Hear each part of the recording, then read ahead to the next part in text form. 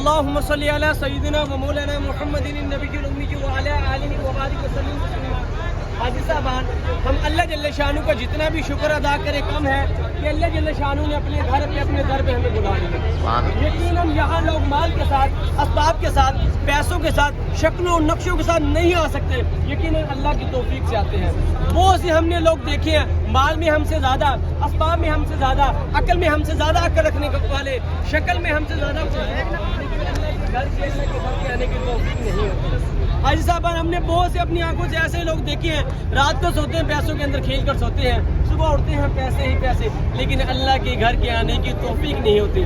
ہم جتنا بھی اللہ جل شانہ کا شکر ادا کرے کم ہے کہ اللہ جل شانہ نے اپنے گھر پہ اپنے در پہ بلایا اور پھر ان زیارتوں کرنے کی توفیق عطا فرمائی جن جگہوں پر آپ صلی اللہ علیہ وسلم گئے، صحابہ کرام رضی اللہ تعالی عنہ اجمعین گئے.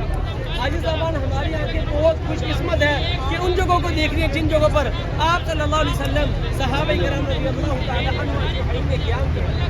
حاجی صاحبان، یہ آپ کو پیچھے جو پہاڑ نظر آ رہا ہے یہ ہے جبل طور غار ثور. ایک پہاڑ ہے، دو نام ہے، جبل طور غار ثور. نبی اکرم صلی اللہ علیہ وسلم نے اپنی زندگی کے 3 دن اور 3 راتیں اس غار کے اندر قیام کیا اور حضرت ابوبکر صدیق رضی اللہ تعالی عنہ کے ساتھ ہیں.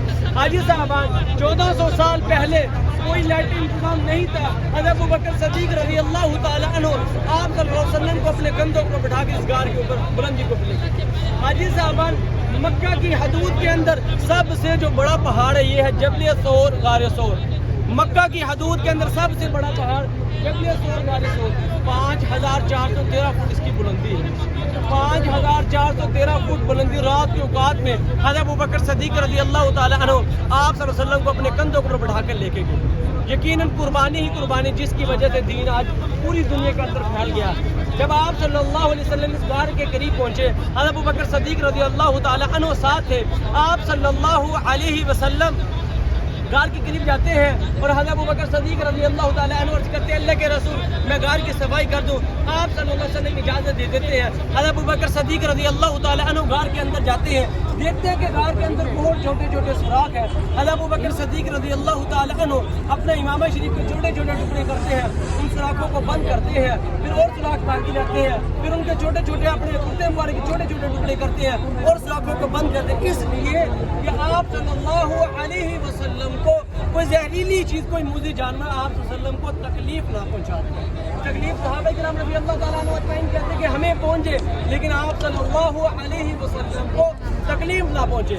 1400 سال پہلے صحابہ کرام رضی اللہ تعالیٰ عنہ اجمعین نے قربانیاں دی جس کی وجہ سے آج دنیا کے ہر کونے میں جہاں آپ کی نگاہ جائے مسلمان الحمدللہ کی وجہ سے موجود ہے.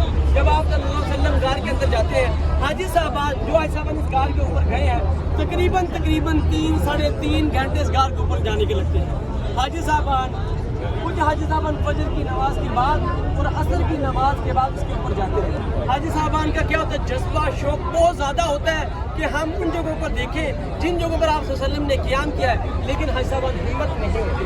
تقریباً 5413 فٹ کی بلندی پر جانا حاجی صاحبان بہت ہمت کی بات ہے. حاجی صاحبان جاتے ہیں، درمیان کے اندر واپس آ جاتے ہیں، لیکن کچھ حاجی صاحبان کی ہمت زیادہ ہوتی ہے وہ اس کے اوپر بھی جاتے ہیں. حاجی صاحبان نے دیکھا ہوگا جو گئے ہوں گے، حاجی صاحبان جو غار کے دروازہ بہت زیادہ چھوٹا ہے، یا بندہ جھک کر داخل ہو سکتا ہے یا بیٹھ کر، لیکن آپ صلی اللہ علیہ وسلم جب غار کے قریب پہنچے اللہ کے حکم سے غار کا دروازہ وسیع ہو گیا، بڑھ گیا، کیونکہ اللہ جل شانہ کو آپ صلی اللہ علیہ وسلم کا جھکنا پسند نہیں تھا. آپ صلی اللہ علیہ وسلم بغیر جھکے غار کے اندر داخل ہو گئے اور حضرت ابوبکر صدیق رضی اللہ تعالی عنہ کی گود میں سر رکھ کر آرام فرمانے لگے. جب آپ صلی اللہ علیہ وسلم کی گود میں حضرت ابوبکر صدیق رضی اللہ تعالی عنہ کی گود میں سر رکھ کر آرام فرماتے ہیں، جس جگہ پر حضرت ابوبکر صدیق رضی اللہ تعالی عنہ نے اپنے پاؤں کی کیڑی رکھی ہوتی ہے، وہاں سے کوئی زہریلی چیز، کوئی موذی جانور حضرت ابوبکر صدیق رضی اللہ تعالیٰ عنہ کو بار بار کاٹتا ہے، بار بار ڈستا ہے، جس کی وجہ سے تکلیف حد سے بڑھ جاتی ہے. حضرت ابوبکر صدیق رضی اللہ تعالیٰ عنہ کی آنکھوں میں آنسو آتے ہیں، آپ صلی اللہ علیہ وسلم کے چہرے پہ گرتے ہیں. آپ صلی اللہ علیہ وسلم بیدار ہوتے ہیں اور پوچھتے ہیں ابوبکر کیا تمہیں مکہ کی یاد آ رہی ہے؟ کیا ابوبکر تمہیں مال و دولت کی یاد آ رہی ہے؟ کیا بیوی بچوں کی یاد آ رہی ہے؟ حضرت ابوبکر صدیق رضی اللہ تعالیٰ عنہ عرض کرتے ہیں اللہ کے رسول میرے ماں باپ آپ پر قربان، میں آپ پر قربان، میرے بیوی بچے آپ پر قربان، نہ مجھے مکہ کی یاد آ رہی، نہ مجھے مال و دولت کی یاد آ رہی، نہ بیوی بچوں کی یاد آ رہی. کوئی زہریلی چیز کوئی موذی جانور بار بار کاٹ رہی ہے جس کی وجہ تکلیف حد سے بڑھ گئی. آپ صلی اللہ علیہ وسلم اپنا لعاب جان تھوک مار فوراً لگاتے ہیں اور فوراً آرام آ جاتا ہے. یہ صحابہ کرام رضی اللہ تعالیٰ عنہ اجمعین کی قربانی ہے کہ آپ صلی اللہ علیہ وسلم کو تکلیف نہ پہنچے, ہمیں تکلیف پہنچے. یقیناً ہم جتنا بھی اللہ جل شانہ کا شکر ادا کریں کم ہے کہ اللہ جل شانہ نے اپنے گھر پہ بلا لیا. حاجی صاحب درخت کا ایک پتا ہے نا, اللہ کی توفیق کے بغیر نہیں ہلتا نہیں گرتا. ہماری کیا اوقات ہم ادھر آ سکتے ہیں, یہ تو اللہ کا کرم ہوا, فضل ہوا کہ لاکھوں لوگوں میں سے نکال کر اللہ جل شانہ اپنے گھر پہ اپنے در پہ ہمیں بلایا. حاجی صاحبان پہاڑ کے اوپر دیکھیں گے بڑا پتھر پڑا, بڑا گول کر کا بڑا پتھر پڑا درمیان کے اندر, یہ بالکل غار کے اوپر پڑا,